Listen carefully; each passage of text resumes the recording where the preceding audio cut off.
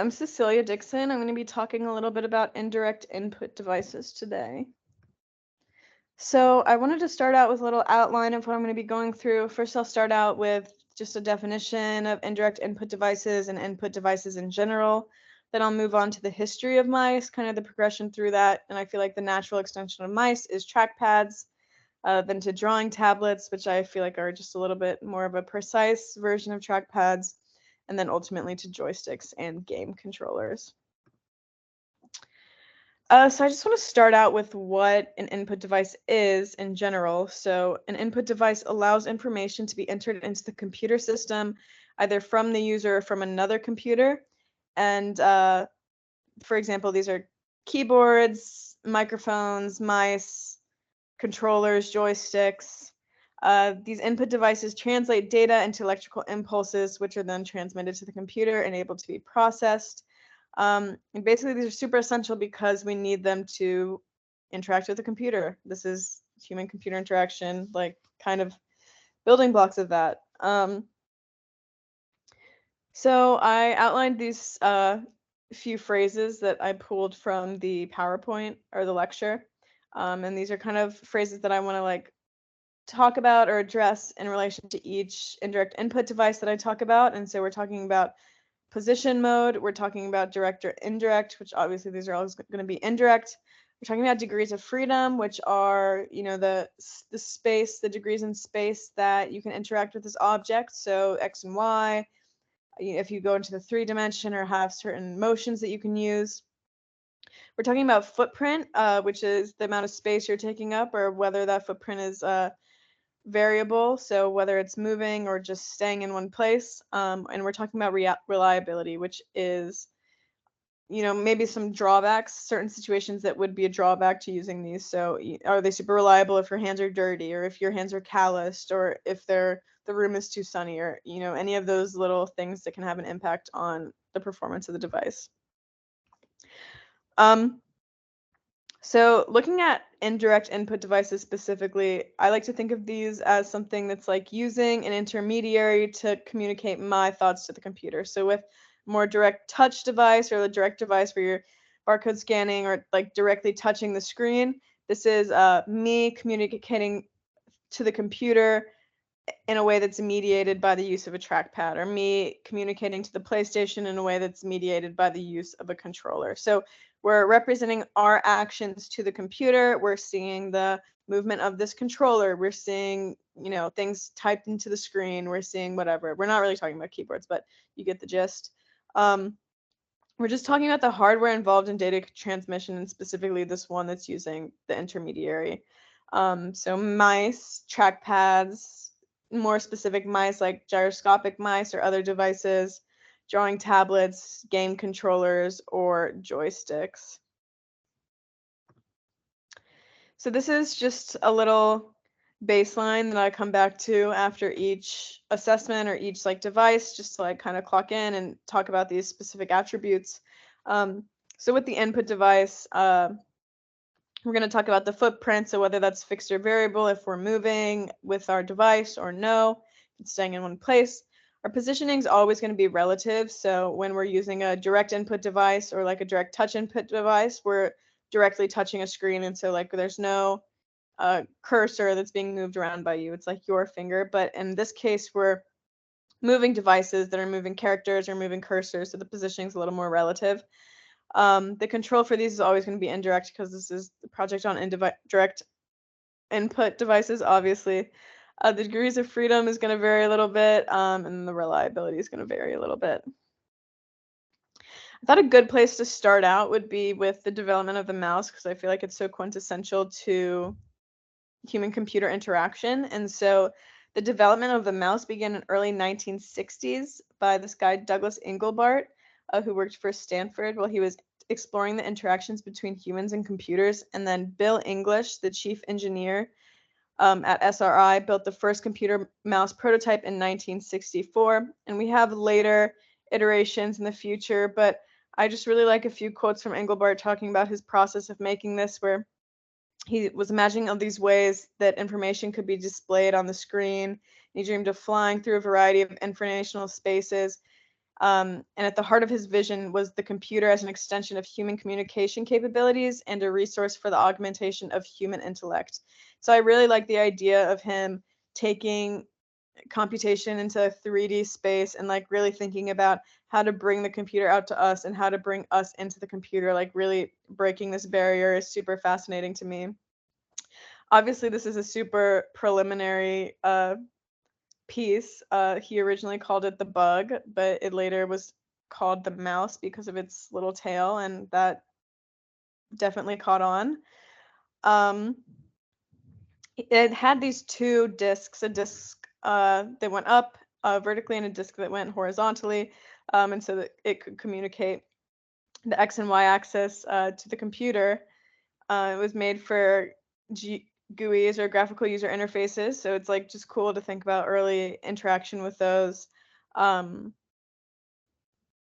but yeah, definitely left much to be desired. And so later on, we have a company, Telefunken, that decided that, you know, the limitations of just going up and right on the X and Y axis, not simultaneously, was not effective enough. And so they replaced the wheels with a rolling trackball built into the underside of the mouse.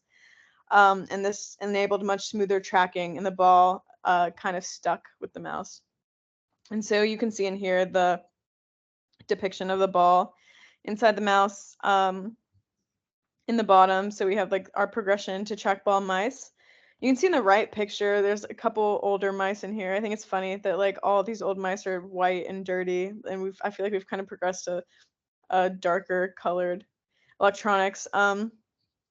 But the mice aren't super ergonomic. They're just like angular. You know, if you want to use it, you use it, but your hand's not going to be comfortable. So we're kind of like we progress later into like caring more about ergonomics. So initially we have the trackball and it's not ergonomic, and you can see later we have this like kind of curved mouse to compensate for the bend of your hand and how you have smaller and bigger fingers and bigger and smaller buttons that can later be programmed. Um, we do have a huge issue with the trackball mouse though, and that's that it requires a one space and two a computer pad or a mouse pad, I mean. Um, and also that this ball can pick up a lot of dust and grime that can get caught in the inner workings and just make it not work. So then later we had Microsoft come out with what is called the IntelliMouse, and you can see that in the bottom left. The IntelliMouse switched to optical tracking with LED and camera. So then we have the IntelliMouse and we have a scroller, programmable buttons, and we're no longer limited to the constraints of a trackball mouse being stuck on a mouse pad because we're looking at the location. You don't necessarily need a mouse pad. So we're just moving into focus on programming buttons, more ergonomics, wireless. I'll explain a little more. I wanted to include this slide about how LED and laser mice work. And so you have like a little LED inside, or if it was a laser would be inside, and you have light rays that bounce off the surface of wherever the mouse is, and the mouse sensor picks them up, and the sensor captures more than 1,000 images of the surface per second and compares the images to know where the mouse moves. So up, left, you know, back, forward, and then also like you probably picked up your mouse before and realized it doesn't move where your cursor is. And laser works the same way, just the laser is a little more effective on different surfaces, so it actually works on a glass, which the LED doesn't work as well. If you want to talk a little bit about Bluetooth mice, they more work with like geolocation. So these wireless mice are working a little bit different, but they still have the LED lasers, some of them, as you'll notice from the bottom. So just assessing these mice a little bit. Our footprint's variable because we can really do a huge reach with the mouse. I remember being a kid and like kind of going way further than I definitely needed to when I was using the mouse. And so our positioning is still relative, control is still indirect. Our degrees of freedom for this mouse, or these basic mouses in particular, are X and Y movement. We'll talk about that a little later. And then reliability really depends on the mouse. Like those old mice, you're really dependent on your mouse pad and not having anything inside and like continuously cleaning it. And these newer ones are a little more flexible as long as you don't need a ton of space. So for pros, we have unconstrained movement compared to a touchpad, so you can, you know, get bigger strokes if you really need to. There's more ergonomic varieties, like there's just every mouse in the world that you can really find is ergonomic, and all sorts of varieties of mice out there. You have programmable buttons, so you can like really customize it to yourself. It's a little bit more precise. I'm a designer, graphic designer, and I personally use a mouse. I prefer it over like a trackpad or a drawing tablet. It's better for like PC gaming if you have to do like fast rapid clicking or like right clicking, and you can program additional shortcuts or gestures. I particularly use like zoom a lot with my little scroller. The cons are because it's not attached to your computer, it can be lost. If you don't have a lot of space, it's inconvenient. Like if you're on a plane, you can't really pull out your mouse. You might need your mouse pad. And it can result in an uncomfortable position that results in arched shoulders. And the best use of this really depends on the mouse. It's pretty variable. I will talk about a few more specific mice. I really like the traditional mouse just for like, regular desktop computing and any design work that I do. There's a few alternative mice. You'll see that they have like a little bit of a different variation in degrees of freedom. So like at the top, we have a 3D mouse where it has like this additional knob. And so that's great for like CAD modeling or Blender, 3D modeling in general, where you can really get into this third dimension and like lengthen things out. There's a trackball mouse. There are certain iterations that are just a trackball in general, but these are good if you don't want to move a ton. So these are like fixed footprint.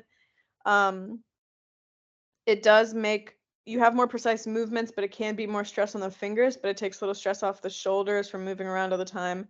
Or at the bottom, we have a gyroscopic mouse, which is more for gaming movements. I haven't really seen a lot of people use this as a traditional mouse, but whatever you want to do. So I want to move on to trackpads a little bit, and I feel like trackpads arose with the development of like a laptop, like in a more portable computer. So you have the need for portability coming into coming into scope when you are developing the laptop and the trackpad. Initially, these old laptops had a trackball, but they don't anymore. They have like this great trackpad that I actually love to use. Maybe I'm a little partial. I find them personally ergonomic, and there's a really low need for space. And I included this Reddit comment that I found when I was doing a little research, and I thought it was like kind of interesting. Someone says, and there's little demand for a better trackpad experience on PCs because most PC users assume that trackpads all suck and have grown to using a mouse instead. So I think it's also an interesting consideration to take into mind. That people have different perceptions of brands, and so maybe a PC user isn't looking for a great trackpad, and so you should dedicate your time and funds to something else. But Apple, on the other hand, has done a lot of work with the trackpad. They have like notoriously the best trackpad, and that's because they've just really integrated the software and the hardware. So like the trackpad's super sensitive, and they worked really hard on the friction coefficient of the trackpad itself to just give you the best feeling experience, and you have like just a great animation on your cursor, and it feels very responsive and quick with the Apple trackpads.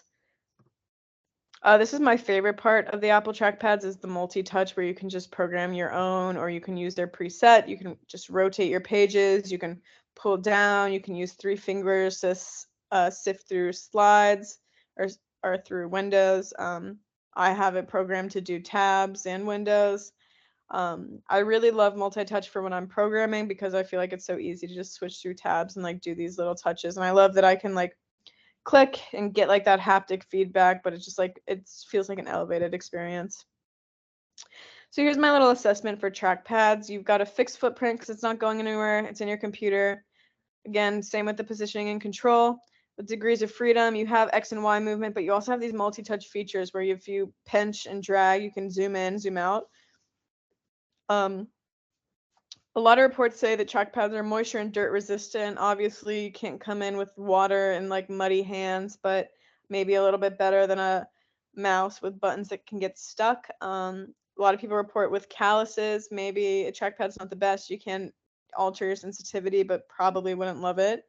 Pros are comfortable hand position, always with you, faster and easier for casual movements, doesn't take up additional space, and those multi-touch gestures are just so great. But it's not as good for precise movements like an Adobe Creative Cloud. Like I found I can't even really use After Effects with the trackpad. I definitely need a mouse. and PC gaming is not really it, and it can be tiring on fingers. I personally think it's great for programming or like fast screen switches like you would do with writing a report or something. Drawing tablets, I'm just going to brush on really quick because I feel like they're not super common. They're definitely super specialized for artists. I had one of these once and it was like really hard for me to align my brain with what was going on the screen, even though you wouldn't think that's hard. I definitely prefer like a direct touch thing for drawing. Um, so definitely very particular use. You have to calibrate it a lot to make sure you're not going off. It can be super sensitive. Like usually in Photoshop, you have to adjust your smoothing levels or it's just too shaky. Like every single little, I don't know, cell moving in your hand, it makes a new line with this thing. And then so there's, especially with the newer, like more expensive ones, there's so many pressure levels. So here's a little assessment. It's not moving anywhere. You have X and Y, degrees of freedom for drawing and moving your cursor, and pressure. It detects pressure. And then you need a pen to use it. So you need to like make sure your pen's working and charged. And the plastic's a little fragile, so it's not super portable. And so the pros, obviously great for drawing, all this stuff. Also a little bit different than the cursor, where if you pick up your pen, it's saved, or from the mouse, because if you pick up your pen, it saves your spot, and so you can resume drawing. So it does give a good experience. I like the texture of it. It's just like not my cup of tea. They can be pretty pricey, like definitely more pricey than a mouse, so definitely specialized. It's good for art or like games where you're like tracing on the screen. I don't know what that game's called, but there's a specific game that people use with this. Then moving on to joysticks and controllers. Joysticks were initially made for like an aircraft control device, and so they're good for subtle movements and keeping track of like your current position and direction. And it's nice because you get like this extra access, so you can go back and forward, front and back, but you can also, you know, obviously with the plane, pull it back a little bit. And so the progression from joysticks seems to go to controllers because you have this game context of that, and so we're really seeing joysticks everywhere. Like you even see them on cameras and cars to like make really slight adjustments. Like just the movement is really great for being able to do, you know, front, back, left, right, but also front, back, left, right in a 3D space and being able to do more circular movements. So I have a few different controllers on here and they all kind of serve the same purpose of playing games, but they do it in a little bit of a different way. So you have like the Wii, which was a little bit revolutionary when it came out. I remember being super excited about it, where you have like this 3D space where you're working in, and kind of gave rise to new games like Just Dance and stuff like that, where you're working with your body in a 3D space and it's like, you know, somewhat capturing the movements that you're making. You know, in Wii Sports, like throwing balls and stuff like this. So you have a front back, you have twisting movements, you have all sorts of a range of movements.